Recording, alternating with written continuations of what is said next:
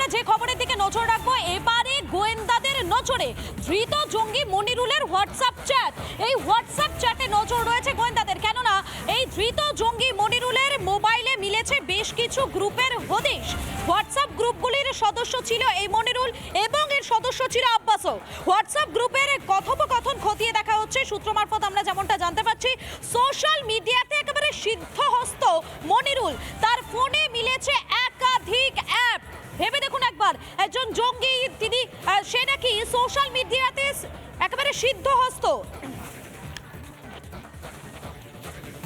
আমাদের সঙ্গে সরাসরি রয়েছেন আমাদের প্রতিনিধি ইন্দ্রাশিস রয়েছেন। ইন্দ্রাশিস, এবারে তবে গোয়েন্দাদের নজরে এই মনিরুলের হোয়াটসঅ্যাপ চ্যাট।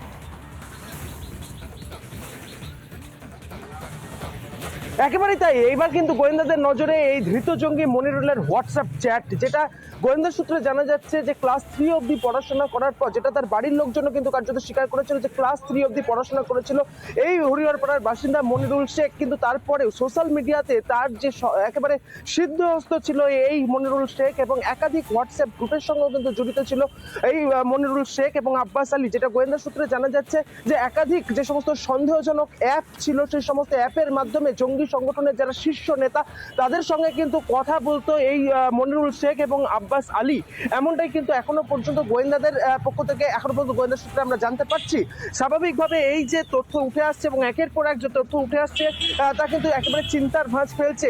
পাশাপাশি যেটা গোয়েন্দাদের আরও দাবি যে 2016 এবং 2018 সালে এই মনিরুল শেখ এবং আব্বাস আলী তারা কিন্তু বাংলাদেশে যায় এবং এই যে আনসারুল্লাহ জঙ্গি সংগঠন তার যারা শীর্ষ নেতৃত্ব রয়েছে, জেএমবি যারা শীর্ষ নেতৃত্ব রয়েছে তাদের সঙ্গে কিন্তু কথোপকথন করে, কথাবার্তা বলা হয়, শীর্ষ নেতাদের সঙ্গে যোগাযোগ বাড়ায় এই মনিরুল শেখ এবং তার সঙ্গে ছিল আব্বাস আলীও।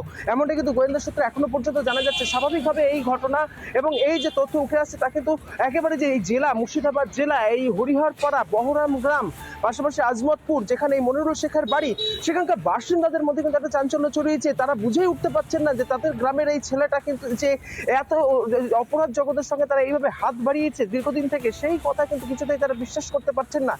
মনিরুলের বাড়ির লোকজনের সঙ্গে আমি কথা বলছিলাম, তারা যেটা জানাচ্ছেন যে তাদের ছেলে পাম্প মিস্ত্রির কাজ করে, অর্থাৎ মনিরুল শেখ সে কিন্তু পাম্পের কাজ করতো, সেচের কাজ করতো, কিন্তু তার আড়ালে যে এই যে জঙ্গি সংগঠনের সঙ্গে তারা যুক্ত রয়েছে এই কথাটা কিন্তু কোনোভাবেই কিন্তু তারা মেনে নিতে পারছে না। স্বাভাবিকভাবে মনিরুল শেখ এবং আব্বাস আলীকে নিজেদের হেফাজতে নিয়ে একের পর এক গুরুত্বপূর্ণ তথ্য কিন্তু উঠে আসছে। পাশাপাশি তোমাকে আরো জানিয়ে রাখবো যে এই যে মনিরুল শেখ এবং আব্বাস আলী তারা কিন্তু বোঝা যাচ্ছে এই যে মনিরুল তার মোবাইলে অর্থাৎ হোয়াটসঅ্যাপে বেশ কিছু গ্রুপের হদিশ মিলেছে।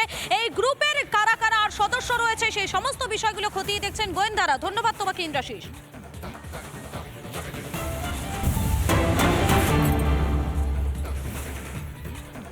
প্রশ্ন উঠছে, জঙ্গিদের কি স্বর্গরাজ্য হয়ে উঠছে এই বাংলা? কেননা বাংলার এই প্রান্ত থেকে ও প্রান্ত বিভিন্ন জায়গা থেকে জঙ্গি গ্রেফতারের খবর সামনে আসছে।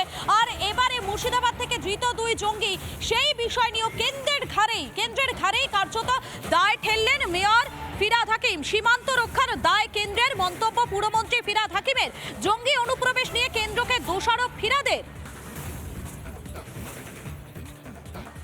ঠিক কি বলছেন তিনি একবার শোনাই আপনাদের। জেলাতে যে টেরোরিস্ট ধরা পড়েছে যেটা আপনি বলছেন, এটার রেসপন্সিবিলিটি হচ্ছে সেন্ট্রাল গভর্নমেন্টের, অমিত শাহ। কারণ বর্ডার সিকিউরিটি ফোর্স বর্ডারকে রক্ষা করবে। ক্রস বর্ডার টেরোরিজম যদি হয় সেটার দায়িত্ব হচ্ছে সেন্ট্রাল গভর্নমেন্টের। আমাদের পুলিশ, আসামে আসাম পুলিশ, এখানে আমাদের পুলিশ, অর্থাৎ মমতা বন্দ্যোপাধ্যায়ের নেতৃত্বে যে প্রশাসন তার পুলিশ, তারা টেরোরিস্টকে ধরেছে এবং আমাদের জিরো টলারেন্স। দেশের বিরুদ্ধে কেউ কিছু করলে জিরো টলারেন্স। তার কারণ আগে আমাদের দেশ এবং তার সুরক্ষা।